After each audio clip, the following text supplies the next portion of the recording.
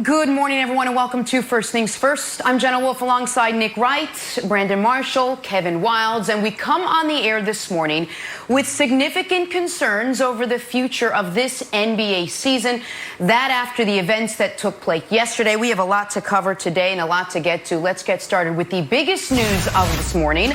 The NBA and the Players Association announcing the Milwaukee Bucks decision not to play last night. That in response to the shooting of Jacob Blake by police in the Bucks' home state of Wisconsin. It sparked unity among the teams scheduled to play last night, resulting in the cancellation of all of last night's games, the entire schedule.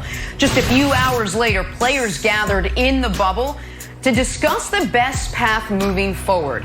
Charania reported that during this meeting, the players from the Lakers and Clippers voted to boycott the remainder of the playoffs. There's a lot to get to here this morning. Brandon, I want to start with you. What was your reaction to how yesterday played out? Yeah, Jenna, I think I should start with the seat that I feel like I need to occupy. Making this transition from NFL player to now full-time broadcaster, you know, you think about, okay, what is my identity? Who am I? What seat do I occupy? And when I thought about that, you know, a month ago when you guys gave me this opportunity, the first thing that came to mind was you have to be organic and tell the player's story always. I don't care if you're 50 years old and you're still on TV, you got to tell the player's story. So I think about the athlete and I think about how what we're seeing is counter culture to who we are. It's not in our DNA to not play. Think about all the stories that we've heard over the years since we've been covering sports, playing sports about the athlete. Football, basketball, tennis, baseball. It's my sanctuary, it's my escape. We see this in avid runners. I run to get away, to break stress. So for an athlete not to play says a lot.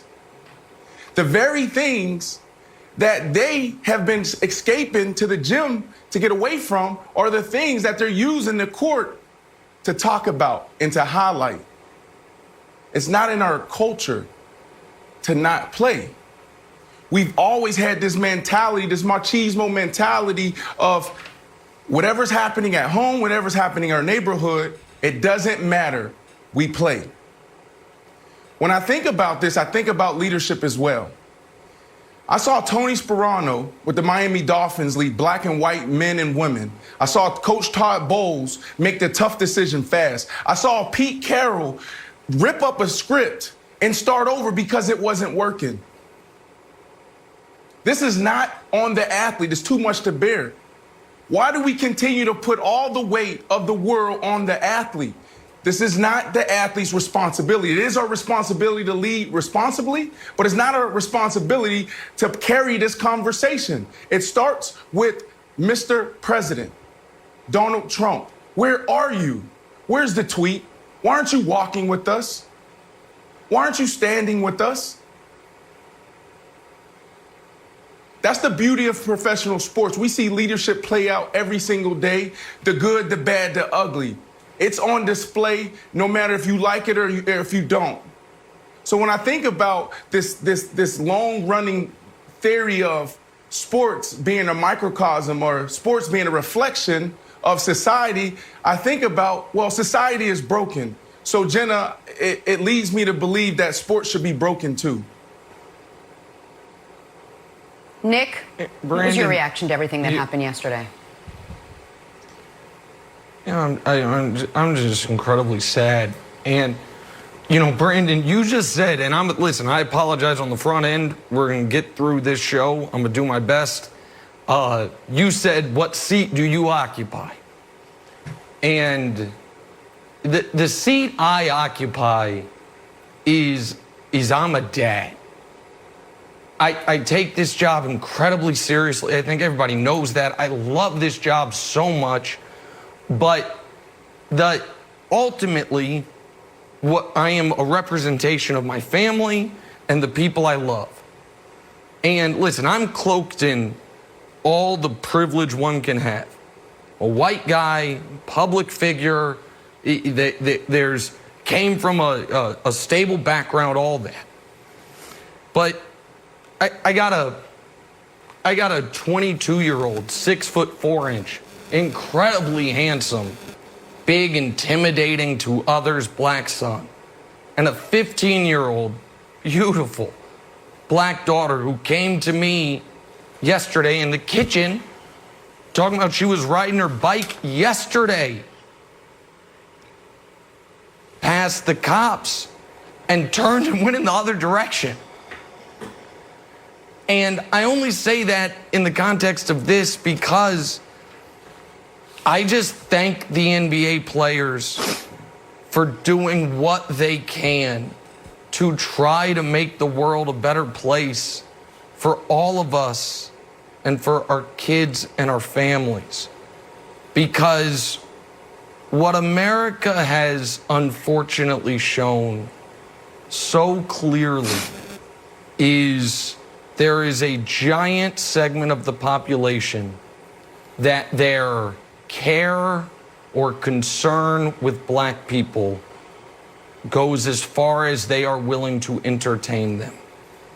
And so you have some of the most powerful black people in America withholding what many people view as their only value to America. And I don't know what the end game here is, but I do know that many of these guys went to bed Sunday night, as I did, with the final images we saw on our phone was a man being shot in the back 7 times. And we woke up Wednesday morning and the first information we got was some teenage vigilante had gone and murdered a couple people in the protests. And in the meantime, what we saw on our phones was folks trying to justify both instances. Justify the murder of Jacob Blake and justify the murder of the alleged murder that the Kyle Rittenhouse did. And it is so incredibly tough to ask 20 something to 30 something year old athletes, listen, it's on you to help move America forward. But no one else is stepping up in this void. And so it falls, as it very often has, on them. And so I appreciate the sacrifices they're making. And I hope that for folks that don't have a personal connection to what's going on, they understand that for many people, this is a life and death moment and a concern for the people you love that shakes you to your core. And so I don't know if anything I said there, Wilds, made any sense, but that's my reaction this morning. It did, and I appreciate you sharing, and Brandon, thank you as well. I wanted to put some historical context on the events. I felt a tangible sense yesterday that I was witnessing an iconic moment in sports history and in the history of this country. And a little background, in 1959, Elgin Baylor, of the then Minneapolis Lakers, boycotted a game in West Virginia after he was told he couldn't stay at the same hotel as his white teammates. And then 2 years later, Casey Jones and Sam Jones, Satch Sanders, and a 27-year-old Bill Russell refused to play in a preseason game in West Virginia after being denied service at the team hotel. Bill Russell's now 86 years old. So that hotel was in Kentucky, I'm sorry. Bill Russell's 86 years old. And as President Obama succinctly put it while he's awarding him the Presidential Medal of Freedom, Bill Russell stood by Ali, he marched with King, and stood up for the rights and dignity of all men. And yesterday, Bill Russell tweeted this: "I'm moved by all the NBA players for standing up for what is right. To my man, the Jet TNT, Kenny Smith, I would like to say thank you for what you did to show support for the players. I am so proud of you. Keep getting into good trouble." And simply put, if you're making Bill Russell proud and emulating the late John Lewis by getting into good trouble, that means you're on the right side of history and following in the footsteps of American icons. Here's the clip of Kenny Smith that made Bill Russell so proud. Take a listen. This is tough. I mean, right now my head is like ready to explode, like just in the thoughts of what's going on. And I don't know if I'm even appropriate enough to say it, what the players are feeling and how they're feeling. And I haven't talked to any of the players. I'm just like coming in, even like driving here and getting into the studio, hearing calls and people talking. And for me, I think the biggest thing now is to kind of, as a black man, as a former player, I think it's best for me to support the players and just not be here tonight. And figure out what happens after that. Yeah, I just don't feel equipped to do that. And I respect that.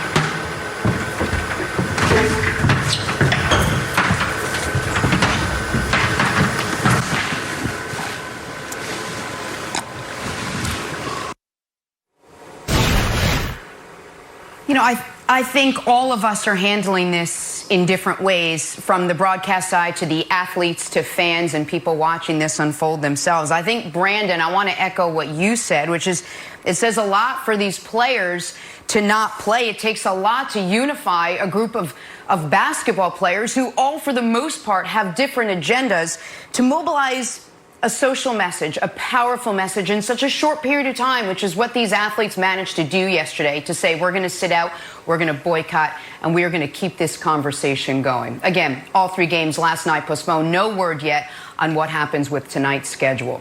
We're going to take a break. Still to come, we're going to hear from the Milwaukee Bucks, find out how they came to the decision to indeed sit out last night. Among other NBA players weighing in, Trae Young tweeting this, proud to be a part of this league, even more today. We want change. Our friend Enes Kanter chimed in, we need change. Change cannot wait.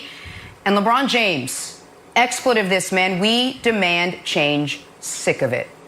Take a break. This is First Things First. Welcome back to First Things First. The Milwaukee Bucks were scheduled to take the court for Game 5 of their first round series with the Orlando Magic yesterday afternoon, when they decided to make a statement of support for what's happening in Kenosha by not playing. This prompted the NBA and the Players Association to cancel all games scheduled for yesterday. The Bucks released a statement late last night. Take a listen. We're going to place a statement as a team today and go back and continue to educate ourselves and get better awareness of what's going on, and then speak to you guys later. So we're going to come up with a statement now. The team statement, the past 4 months have shed a light on the ongoing racial injustices facing our African-American community. Citizens around the country have used their voices and platforms to speak out against these wrongdoings. Over the last few days in our home state of Wisconsin, we've seen the horrendous video of Jacob Blake being shot in the back 7 times by a police officer in Kenosha, and the additional shooting of protesters. Despite the overwhelming plea for change, there has been no action. So our focus today cannot be on basketball. When we take the court and represent Milwaukee and Wisconsin, we are expected to play at a high level, give maximum effort, and hold each other accountable. We hold ourselves to that standard, and in this moment, we are demanding the same from lawmakers and law enforcement. We are calling for justice for Jacob Blake and demand the officers be held accountable. For this to occur, it is imperative for the Wisconsin State Legislature to reconvene after months of inaction and take up meaningful measures to address issues of police accountability, brutality, and criminal justice reform. We encourage all citizens to educate themselves, take peaceful and responsible action, and remember to vote on November 3rd on behalf of the Milwaukee Bucks. That is the Milwaukee Bucks with their statement late last night calling on the state of Wisconsin to make some significant and real change. Nick, I'll start with you. What do you make of the decision the Milwaukee Bucks made to start this historic day yesterday? Yeah, I think the Bucks were, oddly, maybe the perfect team for it, not just because of their proximity to the tragedy in Kenosha and what's happened there in the following days, but also the first person you heard from there.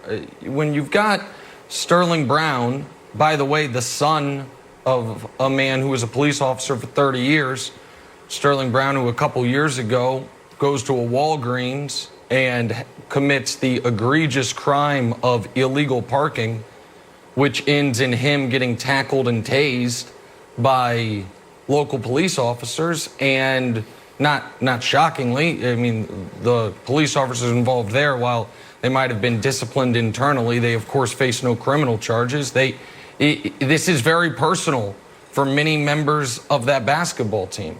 And I think a lot of people are asking, what do they hope to accomplish? What did they hope to accomplish?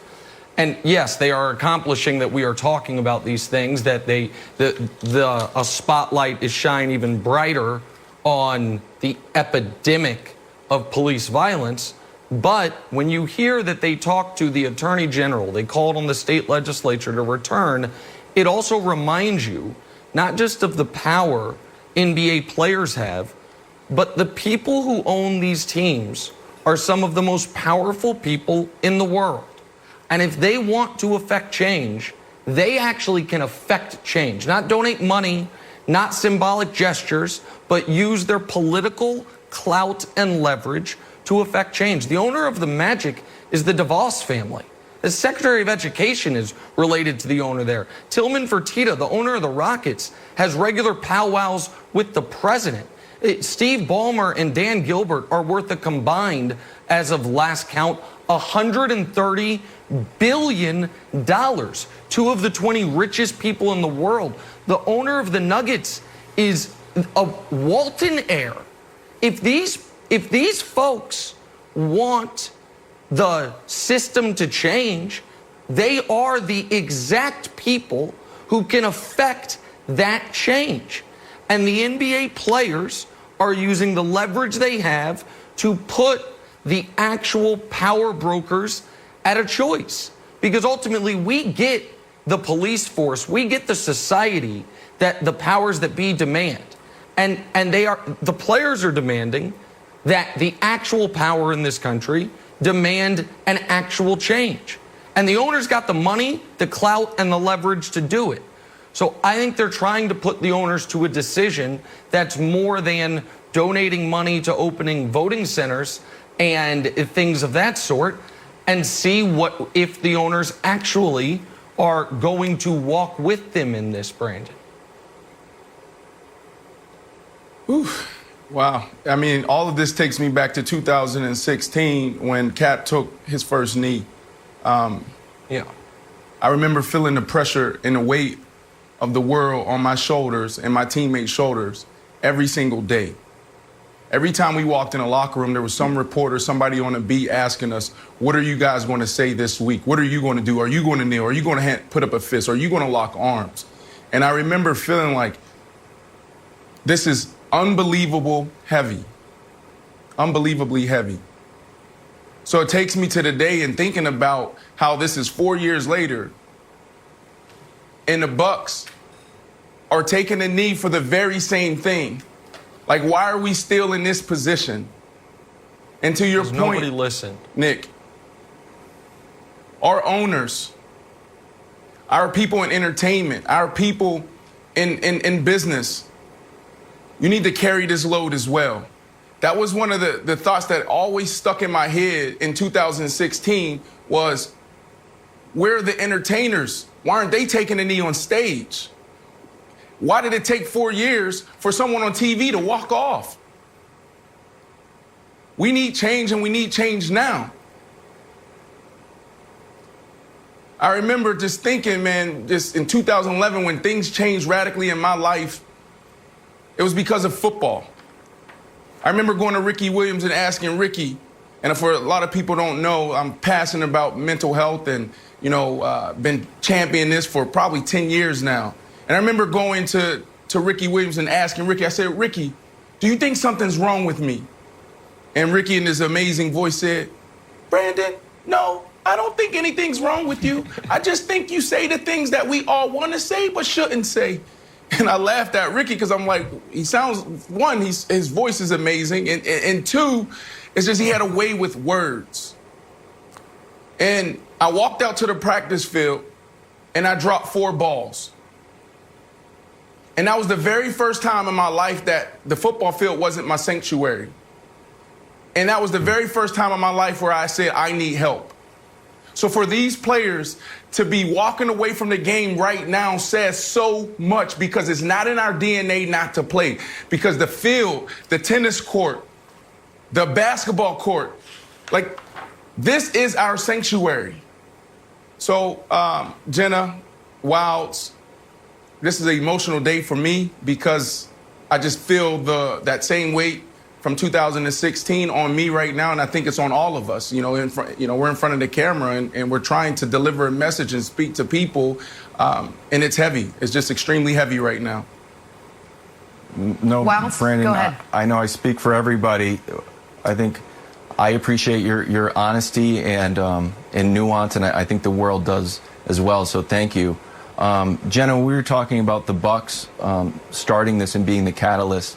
I also want to shine a light on Doc Rivers, and we talked about it on the show. And Brandon, we talked about it. I said that's one of the most powerful post-game press conferences I'd ever seen, or it's ever in the history of sports, and wanted to bring it back and play it here today. All you do is keep hearing about fear.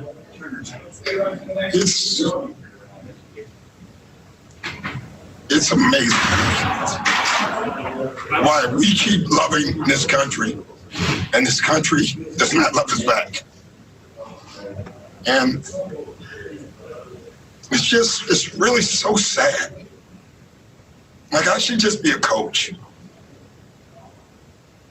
And it's so often reminded of my color. It's just really sad. We got to do better. But we got to demand better. Like, it's funny. We protest and they send riot guards, right? They send people in riot outfits. They go to Michigan with guns and they're spitting on cops and nothing happens. The training has to change in the police force. The unions have to be taken down in the police force. My dad was a cop. I believe in good cops. We're not trying to defund the police and take all their money away. We're trying to get them to protect us, just like they protect everybody else.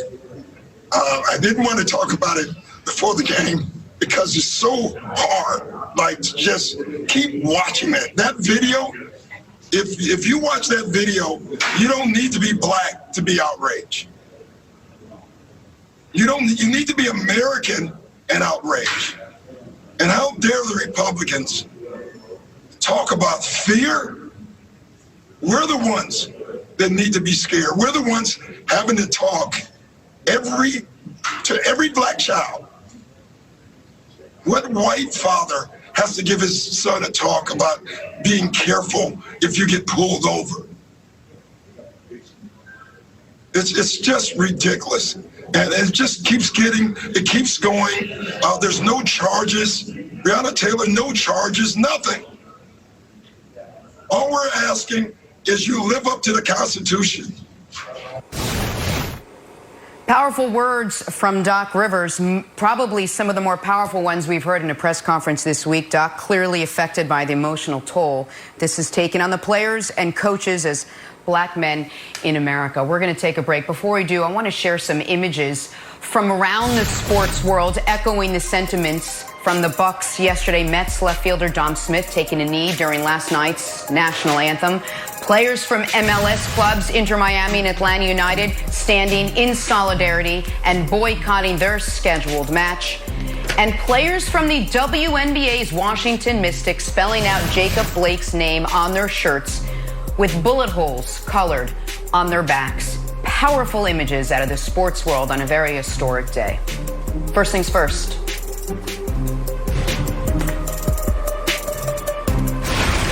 Welcome back. We want to welcome in the Athletic Senior NBA Insider now, Shams Charania. Shams, good morning. Thanks for getting up and being with us. We got a lot to talk to you about. I want to start with the story that you broke last night. In the players' meeting, the Lakers and the Clippers players were the only ones to vote to boycott the rest of the season. You also reported that LeBron left that meeting abruptly. What are you hearing about how this all played out the rest of the night? Yeah, so in the lead up to the vote, there were a lot of different ideas thrown around, and that's what you see during these player calls, during these player meetings. Kyrie Irving led a movement in June, and on that call, I was told there were a lot of different ideas that were thrown around, and guys just were not unified on one accord. And you saw a similar aspect come up last night when the players held a meeting together, involved the coaches at first. And when the coaches were there, Doc Rivers, I'm told, was really speaking about voting, about how these players can really use their power, use their rights to affect change while continuing to play and do their jobs.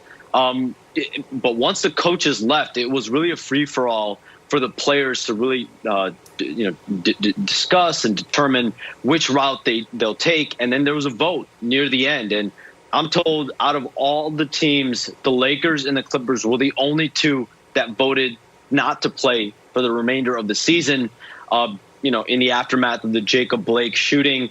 And once that occurred, Udonis Haslem, I'm told, was one of the veteran players that spoke up. And part of his message was, if the Lakers and Clippers aren't playing, what else are we all doing here? And so LeBron James, I'm told, was the first guy to leave that meeting. And the Lakers and Clippers players were not that far behind. Shams, you also broke the story that LeBron was pointedly calling for owners to be more involved in this movement. What are you hearing on that and the potential reaction from the true power brokers in the league in response to the most powerful player in the league? Yeah, LeBron, I'm told, his message in the meeting early and in the middle was, we need to hold the owners more accountable. They are the ones who are in positions of power, have the financial resources. And so his message was clear. But again, how they hold the owners accountable, that's what's in question. The owners and the NBPA agreed on a $300 million social justice fund that will go toward empowerment of young black people. And that is something that was announced recently. So that is an initiative that was not there before. So what the NBA players are doing already started to provide change. Now, how much further can they go? Was LeBron referencing, possibly politically moving? That is up in the air. It still remains to be seen what LeBron's exact motive, and message behind that. But he wasn't the only player, I'm told, that spoke up about wanting the owners to have more accountability. Sean, LeBron James, if we questioned LeBron James before and his motives, I don't know if it even matters anymore to even have this discussion, right? Like, this guy was the first one to walk out of this meeting. This is a guy who you put up there with Kobe Bryant and Michael Jordan, chasing success, chasing rings, Tom Brady. He's in that same category. For this guy to say, I'm not playing ball, how big of a decision and impact is that around the entire NBA? It's a big impact in the terms of, he's obviously the face of the league, and Pat Beverly made a comment during the pandemic, a couple months ago, that if LeBron James says, whatever he says we're doing, we're all doing. And so now you have a situation where there's a meeting, and out of all the teams, every other team voted to play besides LeBron James and his Lakers and the Clippers. And so, I think throughout the league and around, LeBron, the sense over the last few months has been he wants to play. He wants to get back on the floor as long as the environment is safe. All these star players, they wanted to play. Kawhi, Giannis, as long as the environment to play was safe, these guys wanted to get back on the floor. So last night was a true, I think a stand. And for those two teams, obviously the two teams that are going to be competing in the Western Conference Finals, Brandon, for them to speak out and say, we're in favor of just leaving, going home, it leaves the season in some peril now. Shams, yesterday we saw Chris Paul talk to Russell Westbrook in a hall, and it felt like they were exchanging some news. Can you give me a sense of today's schedule and how the meetings are working for today and what we can expect in today's news cycle? Yeah, there's a Board of Governors call at 11 a.m., and that will be, very interesting to monitor in terms of what comes out of it. Will there be a resolution? I had one owner text me last night. It's up to the players. We want to come up with something that might, impact and help alleviate any concerns they might have. But at the end of the day, it is up to the players. And so the players at the same time will have a meeting in Orlando on campus. So you're going to have these two meetings at the same time. Sean, do you not find it interesting that it's always up to the players? Like, why isn't the owners making the decision? Think about that. It keeps going back to the court. It keeps going back to the locker room. Owners need to make the decision, it seems like.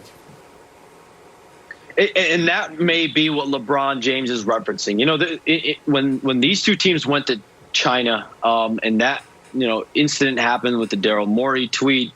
Adam Silver, LeBron James, both the Lakers and Nets players got in a room, got in a meeting, and the messaging of, hey, guys, players, you guys get out there in the media, talk to the reporters and explain what's going on. That was the messaging that was going on at the time. And LeBron James pushed back on it back then. This was back in, I want to say, October. Losing track of time. This is going back in October. And these guys, LeBron James was adamant that we should not be the ones that go face the media. It should be, the league office. It should be Adam Silver. It should be the owners. And so in some ways, you're right. Players have been put in the forefront time and time again. And I think there is some action they want to see from the owners. And again, Brandon, the Lakers and Clippers were in the minority in that they were the only two teams that decided, to vote not to play. So the remainder teams wanted to play. And so that's what makes it so interesting is when you have two teams that are so, in terms of the NBA's power scheme right now, the Lakers and Clippers are the two best teams in the Western Conference. Shams, let me ask you this. You've been in the bubble since day one. You've talked to the players. You're a part of the ins and outs. A lot of what happened yesterday, the boycott, is clearly in reaction to the Jacob Blake shooting. But I wonder how much of a sense you've gotten of the frustration, of the restlessness from these players that they wanted to do more, that maybe they felt like their voices weren't heard, and perhaps boycotting the remainder of the season is just an extension of that. How much have you heard? How much frustration has been boiling over from the players? I think it all can play hand in hand. I think that, guys got in the meeting last night and spoke and talked about how, everything we came in this bubble for, trying to spark change, it just has not happened. And I think it's a sense of maybe some hopelessness, trying to control the uncontrollable. These things, there was a coach that relayed in the meeting last night, like, these changes that the players want to make takes years upon years upon years. It does not happen overnight. It took Maya Moore multiple years in her quest after she left the WNBA, and she deserves to be applauded. But if these players are wanting to make changes, actions like last night when the Bucks called the Attorney General of Wisconsin, those are the types of actions that can potentially spark change. But not playing, I don't know how much that can do. Where will these players go after? Are they just going to go off on their own? Are they really going to be out there? Like Jaylen Brown said, are you really going to be, last night, he said, are you guys really going to be out there in the trenches? So these are all questions that are up in the air. And this is really the first time these players truly gathered in person while they were in the bubble.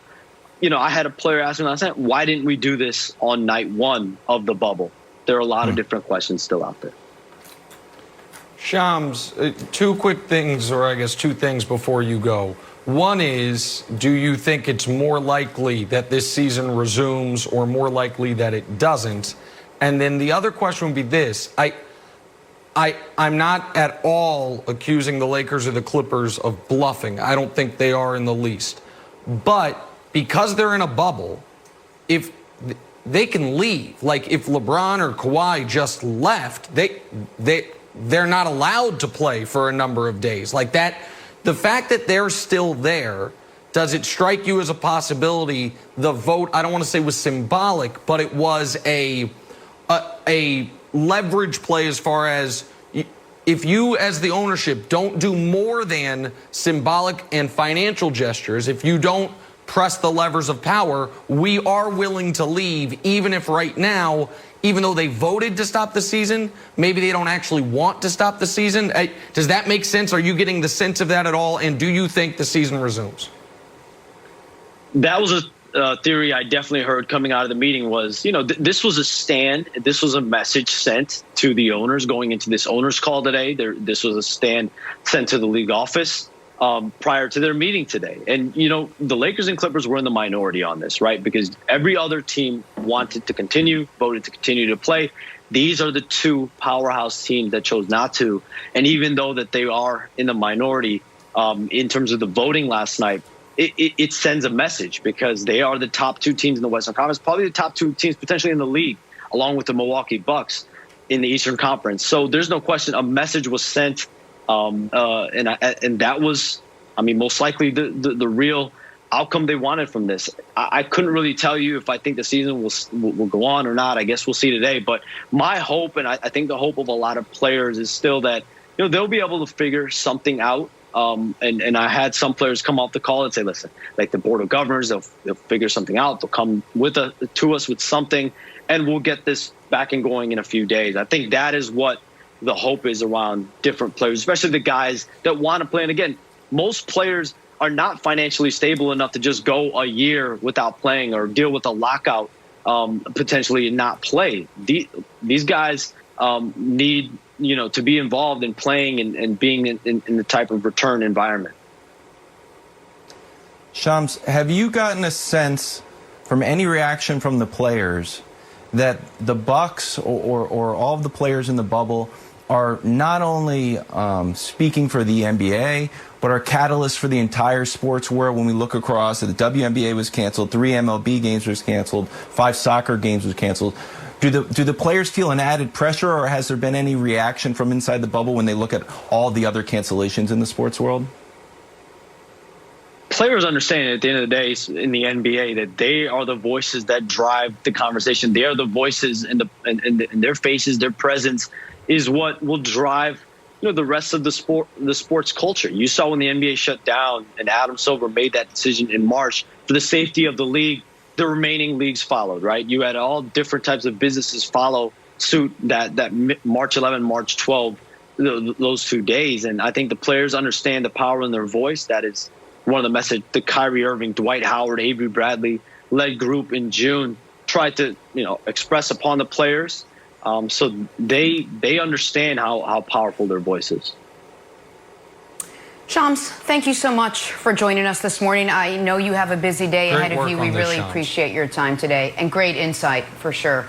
We're going to take a break and have much more on this historic day in the NBA next on First Things First.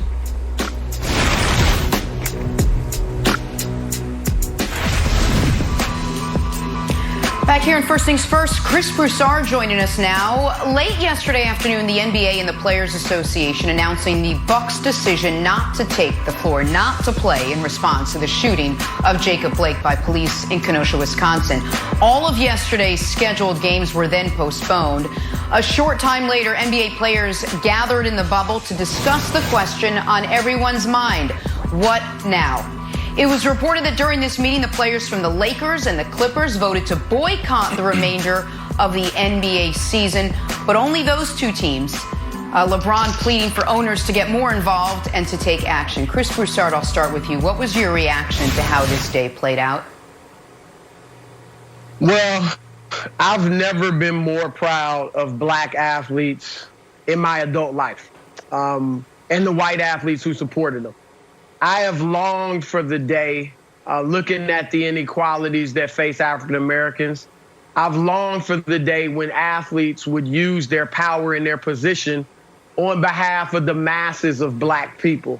And I think that was what was done yesterday. That was what was attempted to be done yesterday. So I have nothing but praise and respect for what these players did.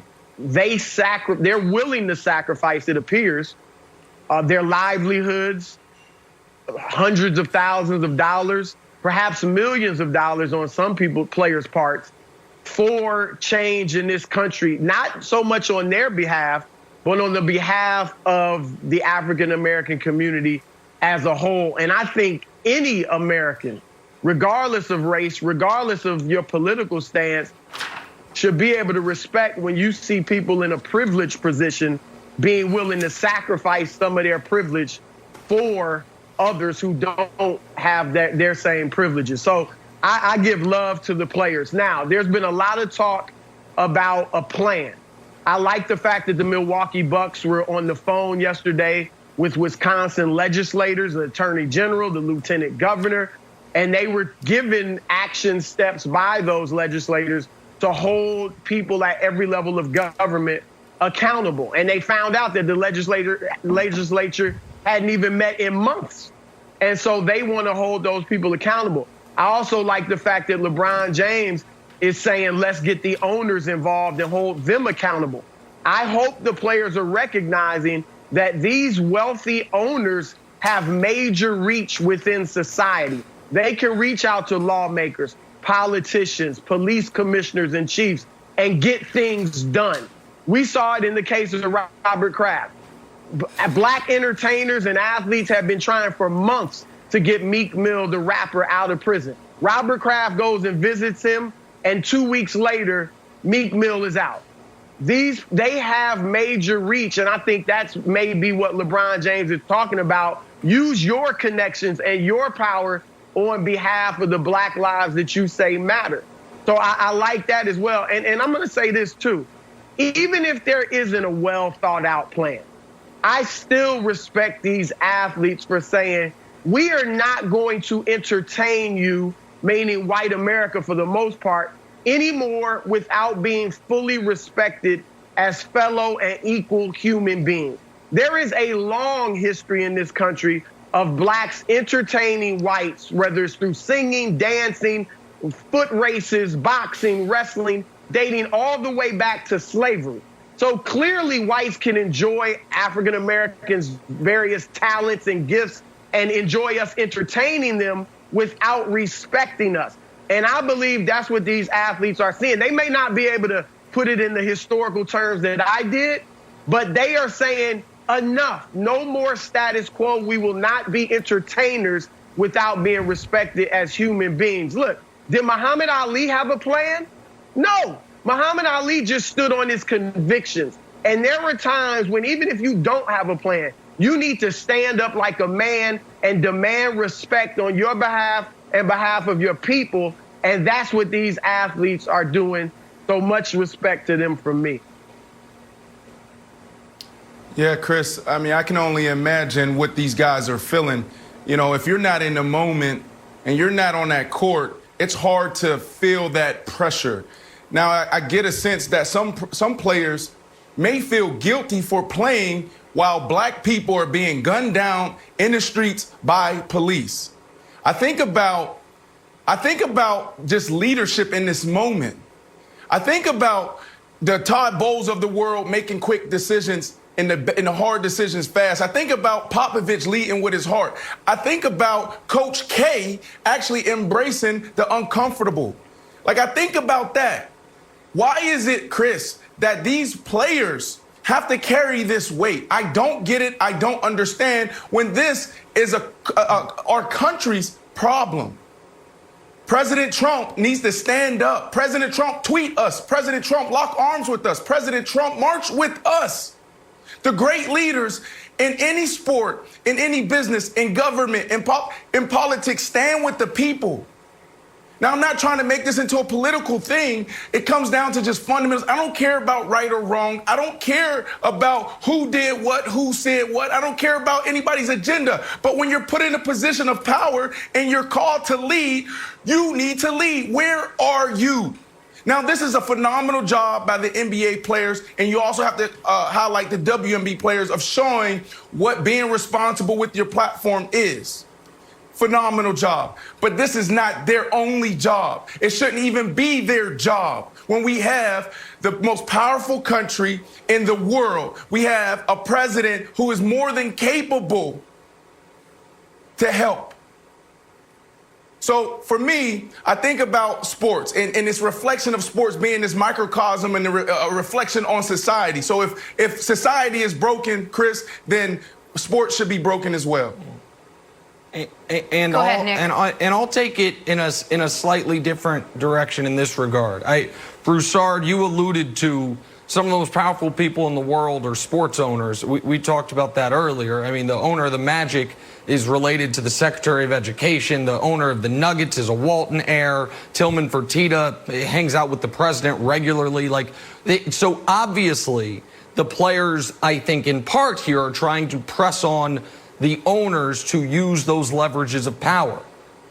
But I also think part of this, and this is where I found myself the last few days, a part of this is just something of feeling broken and so beaten down that you just, at least for a moment, need to stop everything. Because what I do not believe it was simply Jacob Blake being shot 7 times in his back. I think it has, some of the players are reacting to the reaction to that from the general public, many of whom call themselves NBA fans, which is that we are seeing once again, there is a not small segment of America that will always be able to justify any use of force against any black person. Go back when Tamir Rice was carrying a toy gun in an open carry state as a 12-year-old boy. And within 2 seconds of police arriving, he was shot down in the street, and then they cuffed his mom and sister when they ran over to help. And folks justified it. The Trayvon Martin, when he is followed and accosted by a would-be vigilante who disobeys the orders from the 911 dispatcher, starts a fight with him, and then starts losing the fight and kills him, people found a way to not only justify what George Zimmerman did, but in some circles turn him into a cult hero, where he's signing autographs. John Crawford is in an open carry state. In Ohio, walking around in Walmart, picks up a BB gun Walmart's selling, and within seconds of arriving, police kill him. And it's justified. Just recently, Ahmaud Arbery is stalked and murdered by a former cop and his family. And all of a sudden, we find surveillance footage. And it was like, well, what happened there was bad, but George Floyd, we thought that's going to be unjustifiable. Give it 3 weeks. And all of a sudden, folks are equivocating there. And it's already happening with Jacob Blake. I don't give a good damn what his criminal record was. He had a knife in his car. We got 340 million guns in this country. He had a knife in his car, you put 7 in his back. So the people who are justifying these murders or shootings, the NBA players see it. They're in their mentions. We know that. They interact with the public on the internet the way many of us do. And I think some of them are disgusted by it and sick of it. And to your point, Broussard, I think they recognize you love us as far as we entertain you. And at the moment we stop entertaining you, we stop having any value as people. And if something will happen to us, even on camera, you will almost blindly explain away why we deserved it, had it coming, should have complied, or some other equivocation. And I think for some of these guys and for some of us, it's become too much. And so I think they are trying to affect change, but I also think that for some guys, it's like, you know what? I can't anymore. That's what I think happened with Kenny Smith last night. I don't think he was trying to affect change at TNT. I think he just said, I can't anymore. Yeah, Nick, that's what I was going to bring up.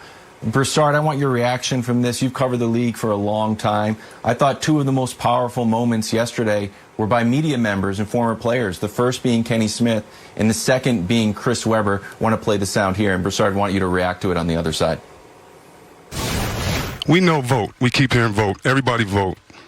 But I'm here to speak for those that are always marginalized.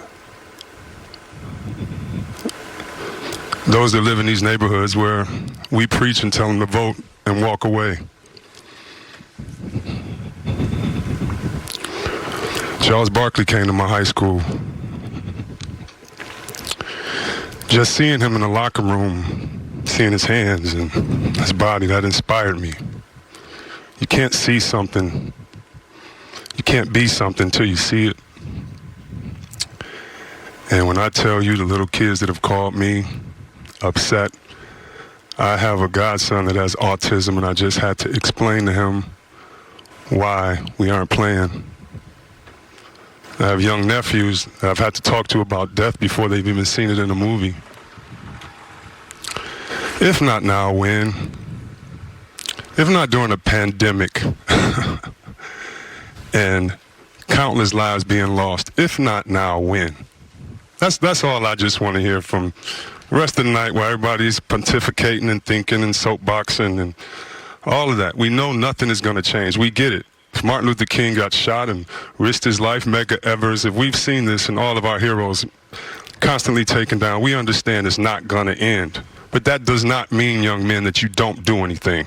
Don't listen to these people telling you don't do anything because it's not going to end right away. You are starting something for the next generation and the next generation to take over. Do you have to be smart? Yes. Do you have to make sure that you have a plan? Yes. Do you have to be articulate about that plan? Yes. All of those things. But that's what you're going to do. They're professionals. They know how to be the best of themselves. And so I applaud it. I applaud it because it is the young people. It is the young people leading the way. And I applaud them. When I watch Chris Webber right there, especially in the beginning of what he was saying, what came to my mind was what Charles Barkley has often said. It is exhausting being black. And I think you saw it with Doc Rivers the other night. You saw it just now with Chris Webber. I think that's what you saw kind of with Kenny Smith walking off the set. And a lot of America, particularly white Americans who may not interact with a lot of African Americans, they just see superstar, incredibly talented athletes and wealthy athletes because of their athletic ability. And they think everything is great. And yet many of these athletes, we know a few in the league, Sterling Brown and Thabo Sefolosha, have been victims of police brutality. And many of them have been stopped. I was with an athlete once myself, black athlete, and we were stopped in Beverly Hills in his car for no reason. And this still happens to many African Americans and many of these professional athletes. And I just think that is what you kind of see when what you just saw in Chris Webber, which was really, you could just see how emotional he was. And I think that is what they are saying. This is exhausting and we are tired of it. And bringing it back to the players, that these players can take a moment at a critical juncture in the playoffs and say, don't watch me in here. Watch what's happening in Kenosha. Don't watch us play here. Watch what's happening and talk about what's happening at every other city that's hurting right now in the country. When does that happen? You see it starting to happen right now. All right, we're going to take a break. Have much more on the Bucs' decision to boycott their game yesterday in response to the police shooting of Jacob Blake. Jim Jackson, who is getting ready to call the Bucs game before the boycott took place, joins us from Orlando next on First Things First.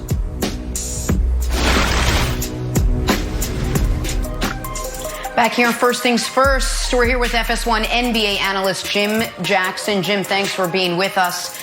You were there on the floor. You were all set to call the Bucs Magic game when all of this went down. Take us through what happened from your perspective.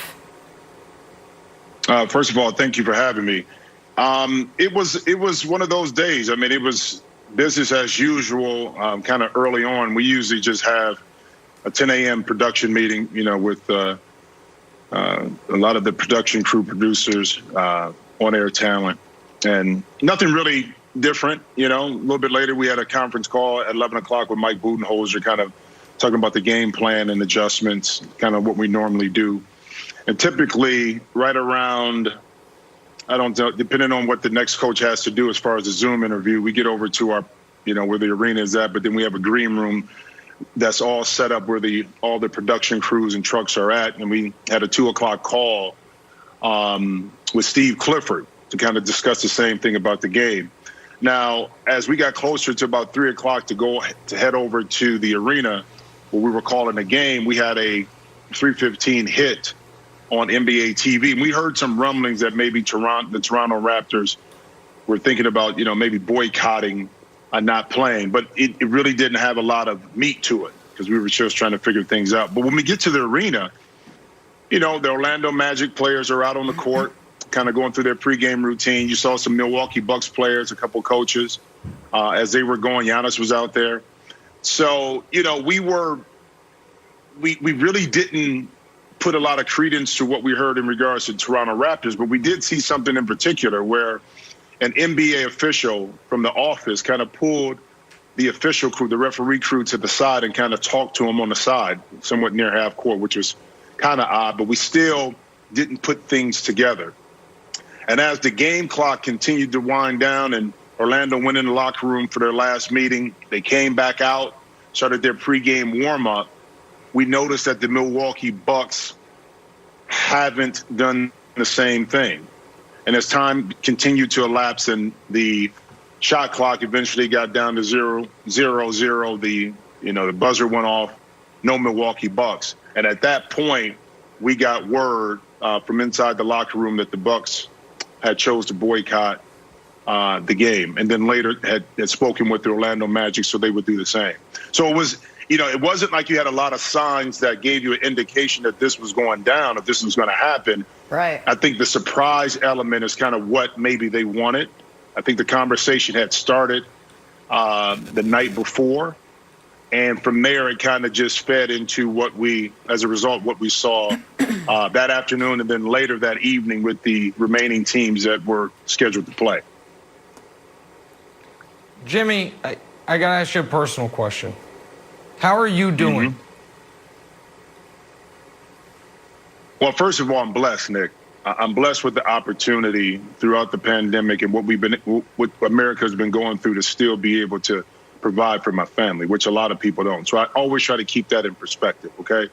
Because, a lot of people can complain in our position about things that are not right, but at the same time, we have the wherewithal to try to continue to live a normal life compared to people who have lost their jobs, compared to people who lost their businesses. They don't know what's going to happen the next hour, let alone the next day, how they're going to take care of their family.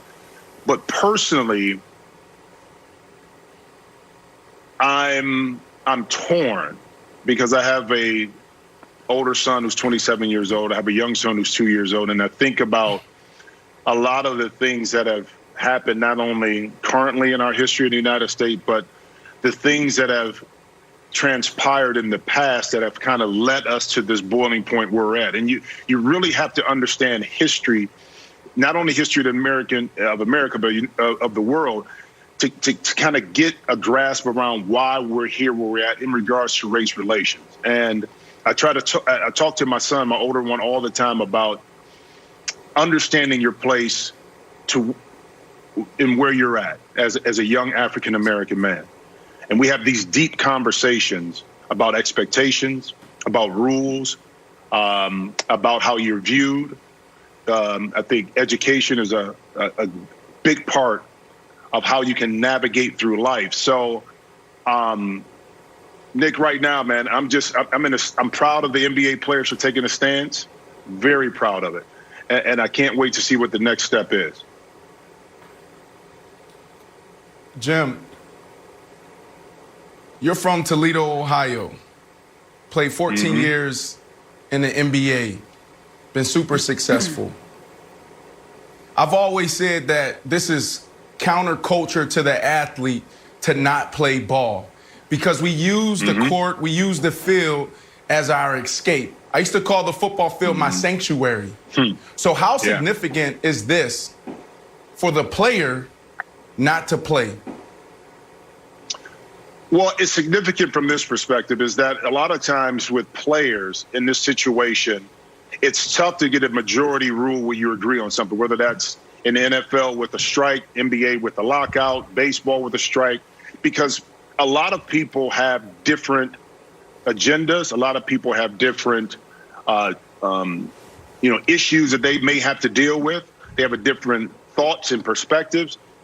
But right here, especially in the NBA and as a basketball player, we're asking for, things to happen in the United States in regards to racial equality. We're asking for it. We kind of putting our voices behind it, the basketball players, putting our money behind it, but yet action is still not taking place. And at some point, is it the game of basketball or is it the game of life? Are we going to stand on our principles and talk about what's important and still go play a game and try to let someone else in a position that we think have power to try to help affect change? And what the players were able to do, with the boycott is send the message that the game of basketball is secondary to the game of life. And within that, Brandon, you understand this. We go through a lot of ridicule as athletes. Now I'm a broadcaster. Well, you made the money. America has been great to you. Yes, that's true. But that doesn't discount the fact of what me as a black man have been through the course of my life that has shaped and formed my opinions on what's going on in America. Me as a black man, yes, I've been able to make it out my neighborhood. I've been able to make significant amount of money. But if I, as a successful black man, do not give back to my community, if I, as a successful black man, don't listen to the streets and understand what's going on and try to be a voice and try to help, then what's the purpose? Because the game of basketball is going to come and go. Somebody else is going to wear that jersey, okay? But if I can help affect change, and that's what these young men are doing right now in the NBA and across sports, if I can do that, then I'm giving something more than just entertainment. I'm adding value to someone's life. I'm giving a voice to those like Chris Webber talked about that are marginalized, because we do have a platform, and I do think it's upon us to use. Not everybody can do it, and I get it. But those that can should lend their voice, and that's what we're seeing. Jim, thanks for joining us. You've been excellent. I have one more question. Do you think it's appropriate for the season to continue? Well, that's it.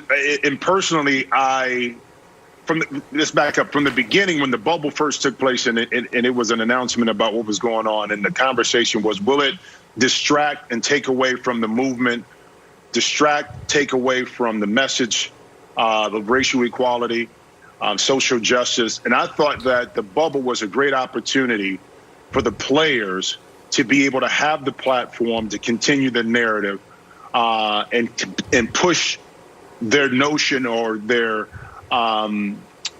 narrative of social justice and what they needed to do, because you're at practice.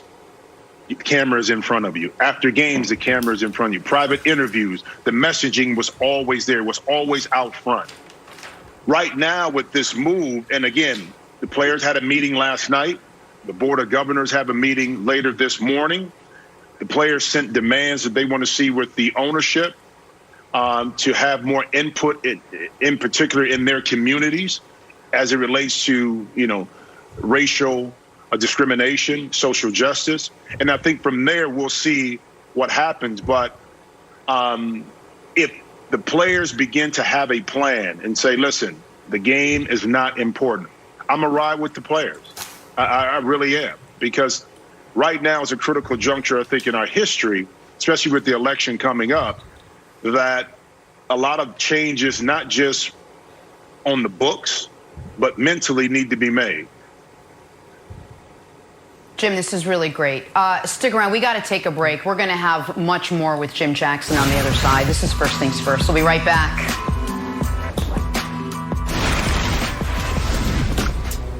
Back here, First Things First, with FS1 NBA analyst Jim Jackson. Jim, thanks for being with us. Players are scheduled to meet again this morning, and the NBA's Board of Governors also scheduled a special meeting for this morning. Lakers owner Jeannie Buss had this to say: I was excited to see us play and hopefully close out our series tonight, but I stand behind our players today and always. After more than 400 years of cruelty, racism, and injustice, we all need to work together to say enough is enough. Hashtag justice for Jacob Blake. Hashtag we hear you. And the Shams news from late last night reporting that every team besides the Lakers and Clippers did indeed vote to keep playing the remainder of the playoffs. LeBron saying in the meeting he wants owners to step up more. So, Jim, let me start there. What was your reaction to report that LeBron James wants owners to be more involved, to take more action moving forward?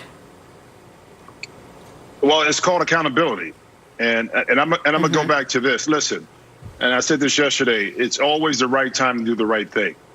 What bothered me a lot about these corporations, especially during the corona, and then because of the pandemic, a lot of corporations now jumped on the bandwagon, so to speak, in regards to social justice and racial discrimination, began to give money, began to, advertise and do ads, social justice issues. But to me, the same issues that plagued this country were there 5 years ago, 6 years ago. The time to be courageous was when it wasn't popular. Right now, a lot of people jumped on board and said, hey, we want to donate to HBCUs. Well, HBCUs been in the same predicament for years. They've been asking for some kind of assistance, but never have really gotten it from the majority of big American companies. But now they've gotten it. See, history teaches us, and this is the thing that I love LeBron about and other players who have stepped up in this position. We as athletes are looked at as just play your sport and dribble, shoot, pass, hit a baseball. But history teaches us that no matter what kind of laws that we pass, whether it's 1866 Civil Rights Act, okay, after Reconstruction, the 14th Amendment, 15th Amendment, Fair Housing Act of 1868, Civil Rights Act, all these laws got put into pen to paper for racial segregation. You have to tell somebody that it's not right to discriminate against someone of a different color. You have to tell someone that voter suppression is not right. You have to tell someone that discrimination in the public workplace is not right. See, what it tends to lead to is the thought process of how you view people. See, because you can have all the laws you want in the world, but if your view, what you're looking through your lenses still sees a second-class citizen with a person that's not your color, the laws don't mean a thing. And before we can change anything else, we have to change the mentality or adjust the mentality of the people in power who still view the minorities as second-class citizens. And here's what's so crushing about this.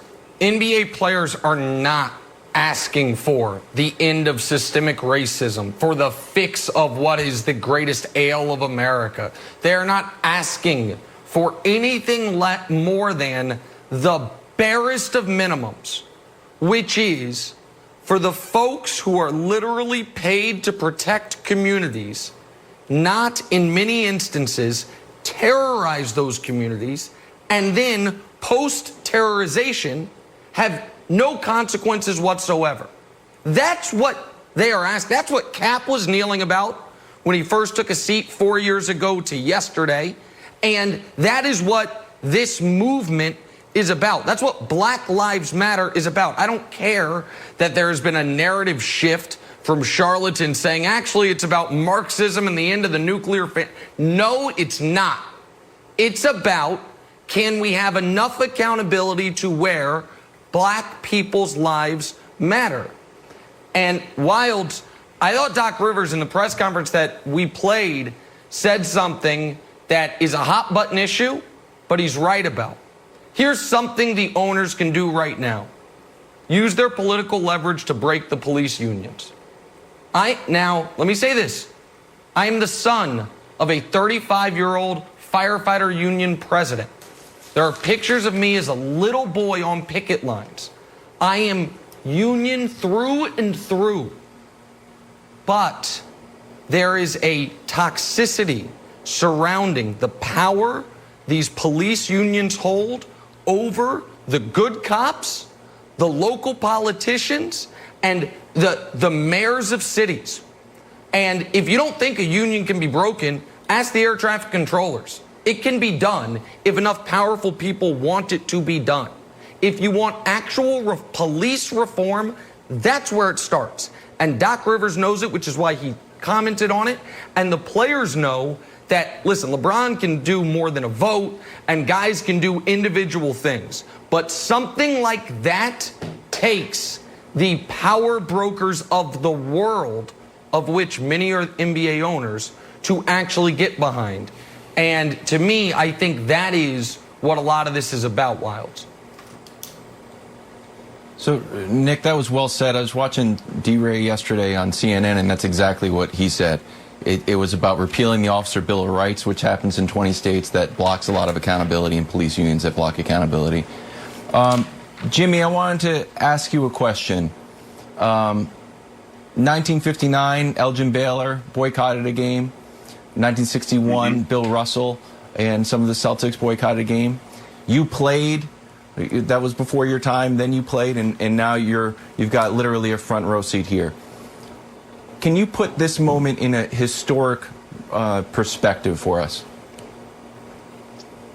You know, I can, because it's a boiling point. And if you look back to those turbulent times, especially the 60s, that a lot of confluence of things came together, which led to the boycott, you know, that you just mentioned, okay? Because America was in turmoil in regards to race relations. What we've seen over the last 15, 20 years in regards to race relations, you would think that it would have gotten better, but it's actually gotten kind of worse and more segregated in regards to the thought processes.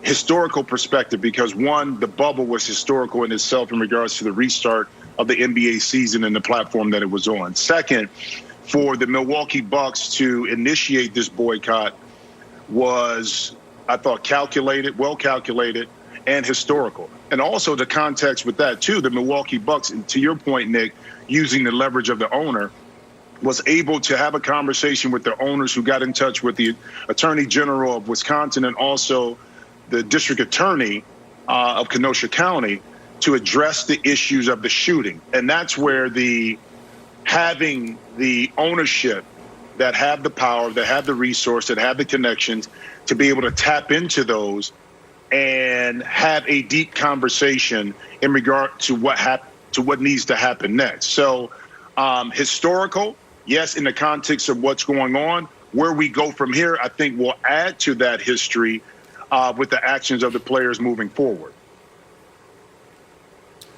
Jim, I always think that we should pay homage to the people who came before us as athletes. We always did that in the locker room. Man, thank you so much for paving the way, right? So you go back to 2016 when Colin Kaepernick took his first knee and really started the conversation around the second wave of the civil rights movement. So we got to say great job to Cap right now. The WNBA. There's so many players that's doing a phenomenal job. And we can possibly say they're the ones that are having the discussions more around social injustice. So WNBA, great job. Dom Smith. I mean, I felt so bad for the guy sitting there by himself taking the knee yesterday. And then after the game, you know, you're seeing his tears. Like, Dom Smith, man, stay strong. Naomi, she was the first person in tennis to actually say, I'm not playing. There's bigger issues. We have to show love to her. And then they wanted to follow saying, we're going to postpone everything. I say that to say this, the football, my football community, the precedent has been set. We've been saying enough is enough for years. And it's only been words, and you said this earlier, Jim. Now we're seeing the NBA finally put action to those words.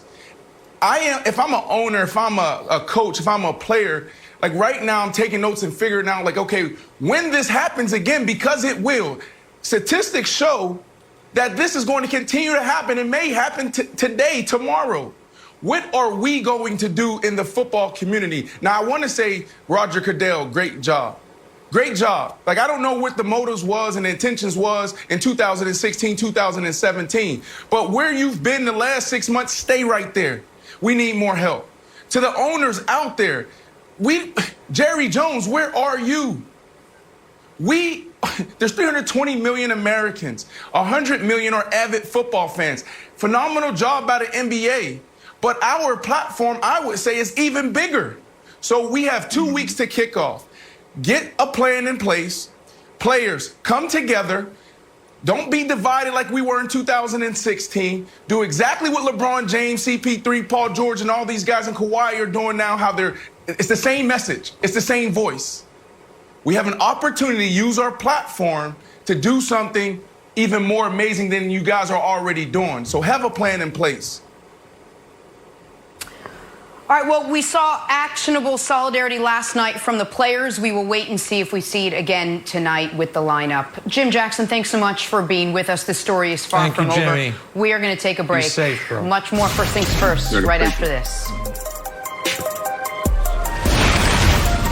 Back here with Chris Broussard as we continue to discuss the fallout from the NBA's players' decision to boycott last night's games in response to the Jacob Blake shooting in Wisconsin. It wasn't just the NBA making a statement, though, last night. Mets left fielder Dom Smith taking a knee during last night's national anthem. After the game, he addressed what the last couple of months have been like for him. Take a listen.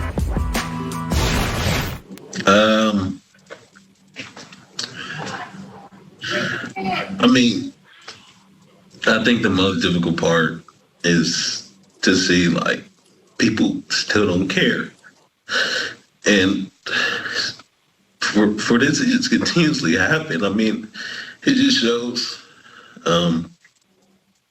just the hate in people's heart. And, I mean, that just sucks, you know?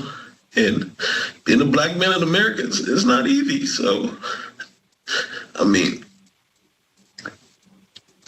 like I said, you know, I wasn't there today, but I'll bounce back. I'll be fine. Brandon, what do you make of Dom Smith's clearly raw emotion there? The thing that jumps out to me, Jenna, was the last part of his statement where he said, I'm going to bounce back, I'm going to be all right. And I'll continue to go back to 2016 because I remember, and if I'm being honest, I remember feeling numb because we've been talking about this for years.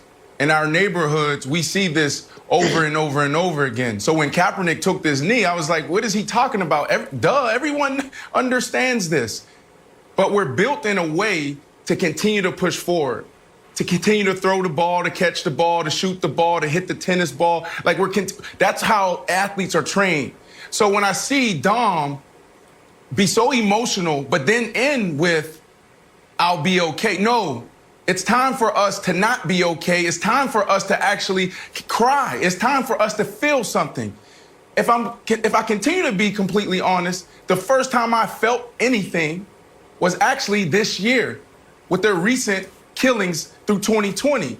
Because I've been so conditioned from where I come from, Pittsburgh, Pennsylvania, the poorest county in all of Pennsylvania, where there was one white family, I was conditioned to just move forward, to survive. And then I moved to Seminole County where Trayvon Martin's life was abruptly cut from him. And I saw a different way of life. And it was still the same mentality to move forward. So when I see Dom, I just think that we need to use that as an example to show people that it's okay to cry. It's okay to not be okay. So that's what I see, Jenna. Yeah, I'd say, Brandon, too, I think there's probably a lot of things going through his mind. One is that a lot of these athletes could see themselves in the black men that are getting shot down. And knowing that if they weren't some professional athlete, and even some cases, even still they are athletes, but that could easily be them if the policeman doesn't recognize, oh, this is so-and-so that plays for the Mets or so-and-so that plays for the 76ers or whatever it may be. I think also, as he said it and Nick alluded to earlier in the show, the lack of sympathy on the part of a large segment of society is just incredible. Every time one of these black men is gunned down, there's this all of a sudden talk about his record or what he may have been doing. The feeling is that if you are not the perfect human being, if you're black, then we don't need you. Then it's justified to get rid of you. because you weren't perfect, because you made a misstep. And white people make missteps, the same missteps all of the time. I could talk about Robert Kraft's record down in Florida now. We could talk about, I don't want to get political, but the president of the United States is on record talking about sexual harassment. And nobody brings that up. They brush that off. But when it's black people getting killed, then it's all about, well, you know, he had done this and he had done that. And that eats brothers up. And I tell you this, too, no matter how successful you are in America as a black man, there is always this feeling that your country is against you. There's this constant tension that you got a great life, you make a lot of money, maybe you're even famous, you're successful, you got a nice car, a nice home, but there's still this tension that your country's against you. So when you see the cops, you have to behave this way. Don't talk back, don't say anything. You know, oh, you gotta be twice as good to get ahead. You're going to hear people say things about you, this about you, that about you. You're gonna see things on television and all of that upset you. In our own country, we still feel like it's against us to a large degree. And I think all of those feelings are conspiring into why you're seeing so many African-American men crying. And I would say to white America, a lot of who don't experience the things these brothers have experienced, and they think they can't even fathom having that type of adversarial relationship with police officers. Just listen. If you really care, listen to these guys. Chris, you're talking about the black experience. And I think that's the most powerful thing that has happened over the last 3 months since racial tension's been soaring. The black experience. And it's different. Not all black people are poor. Not all black people are from the hood. Not all black people deal with the same things. But listening to the experience is where we need to continue to live. In this very room where Fox set up this studio, I had to fight to get in here. So I'm moving from one place in South Florida, Southwest Ranch, into Western Florida, most affluent area in all of South Florida, gated community. I'm rushing to my new house because I got everybody at Fox telling me, Brandon, we need to set up. We want you on tomorrow at 7:30. I get to my gate. The doorman, he says, hey, do you live here? I say, sir, yes. I've been here 3 times. You let me in, 3 or 4 times while, I was looking to see which house I wanted to take. So you know me. We closed on the house today. I don't have my keys. I'm just, can you please let me in? I got to put my studio together. And then this guy says, well, no, you're not on the list. I say, sir, can you call the people at the desk and tell them that Brandon Marshall is standing here? I just closed today. He said, sir, no, I can't help you. So now I'm getting frustrated. I said, sir, can you please help me? He closed the door. As soon as I opened my door to get out of my truck, he called the police. The police came, and I was furious. My kids, Z, Ziggy, and Zoe were in the back seat. I'm looking, I'm almost in tears. You talk about these black men having these experiences, seeing themselves in it. Like, I just lived that. I got this video of me telling, this is what we're talking about in America. You guys know me. You see me come here 3 to 4 times. 3 to 4 times looking at this house. I just closed on this house. You won't even help me. But what you do is you call the cops. What do you think is going to happen when the cops come? The police come and they say the same thing. So these black experiences are real, and I think it's not a matter of people don't want to have the discussion. It's more so they don't think that it's real because it's like, man, these are just big, audacious stories. It's like, no, this is real. This is really happening. If I may add quickly, I've heard and I've talked with white friends, over these last few months, and heard them say, I used to not even think about color and race, and now I'm thinking about it every day, and I see, I'm seeing color everywhere. As you said, Brandon, welcome to the black experience. I honestly believe this. Obviously, I can't fact check it, but I honestly believe this. There has not been a day in my life that I've not thought about race in some way, shape, or form. Every single day, race has been on my mind. That is what it's like to be black. And now whites are being somewhat exposed to this black experience, somewhat, as you said, Brandon. And hopefully they'll listen, understand, and we can start moving forward and make change. I have a humble and profound sense of appreciation for what Dom shared on the podium, the Mets podium, and Brandon and Chris, what you just said. I think, and Nick, we've talked about this on the show. Of as a white man in America, my job is to listen, and I think and express appreciation for everyone that is sharing painful and profound thoughts, Nick. And Kevin, that's because you have the gift of empathy that unfortunately so many people don't have. And I obviously don't know the lived experience of Brandon or Chris. I'm also a white man in America. But I have a somewhat unique perspective because I've raised a black son.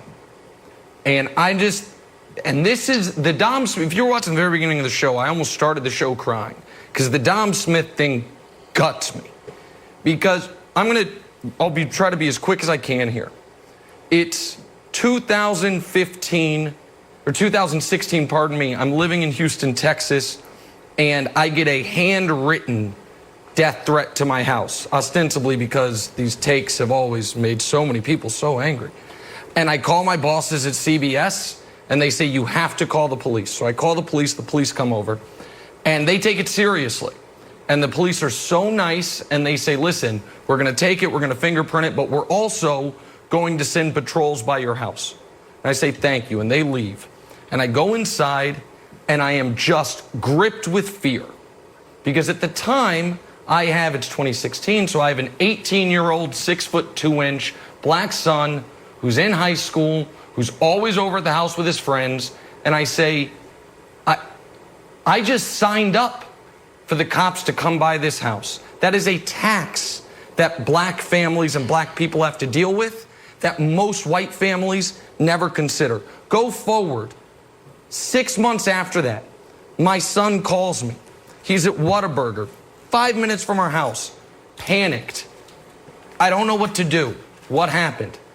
He's there with his friends. This lady came in. She accused us of breaking into her car. We've just been sitting here. She said she's calling the cops. Should we leave? I don't know what to tell him.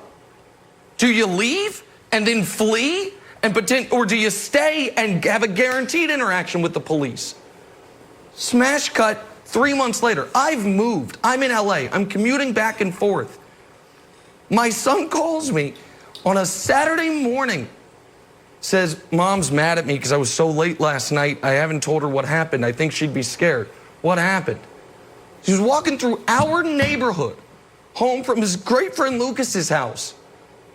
Sheriff's deputy comes by, fits the description, home invasion suspect. He's on the curb with 5 cars come up, 5 big, giant sheriff's SUVs. Running his name, where do you live, why don't you have ID? Because he's a damn kid. And I don't care the folks that try to manipulate the statistics and say, well, actually, your odds of being killed by the police that's not what it is. Either you have empathy and the ability to understand that for black Americans, that is the tax they have to pay every day. That their kids don't get to be full-blown kids once they're 8, 9 years old. Tamir Rice was 12, can't play with those toys no more. That you've got to tell your sons and daughters, but particularly your sons, teach them 10 and 2, yes sir, no sir. In theory you have constitutional rights, but those only exist once you get home. In the face of an interaction with the police, you get yourself out of there as quickly as possible. You call me, you do what you can, and it's just so goddamn scary. And I'm a well-to-do white guy. And it's just so frustrating that people don't see it. And they don't care. And even when they see it, when Jacob Blake gets shot 7 times in the back, people will go online and explain why, well, maybe he had it coming, or maybe he wasn't that good of a guy. And so I appreciate the NBA trying to bring this to the forefront, but it's just too much. That's all, Jim. Nick, thank you for sharing that. Brandon, you as well. Those stories need to be told, need to be heard. It is a heavy conversation. It is one that we will continue to have. Chris Broussard, thanks for being with us this morning. We're going to take a break.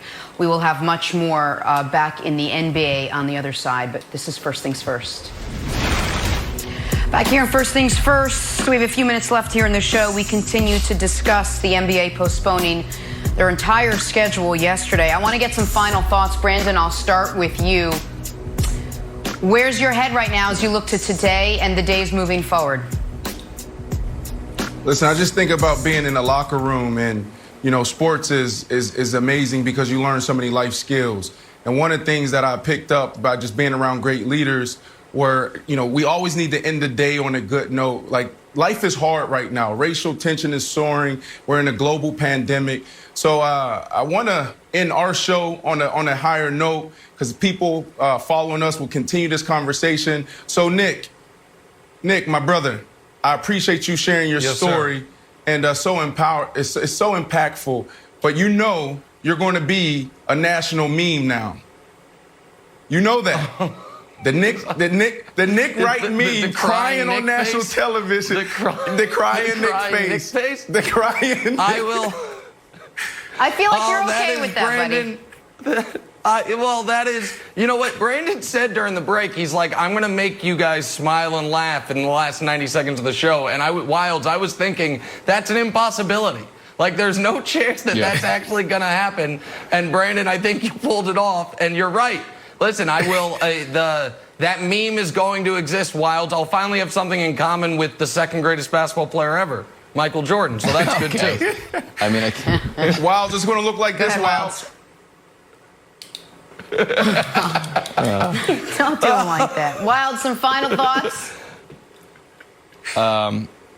Look, I'll end the show how I started the show, that Bill Russell tweeted out, keep getting into good trouble. And the words of John Lewis, and I think that the players and everyone around the sports world is on the right side of history. 3 games on the Great schedule job today, tonight. you No guys. Thank you word for yet helping through on this. whether they take place. We will have much more on that tomorrow morning. A very emotional day all around. Nick, Brandon, Kevin, thank you for sharing your stories. It was a lot. Have a good day, everyone. Stay safe. We'll see you tomorrow.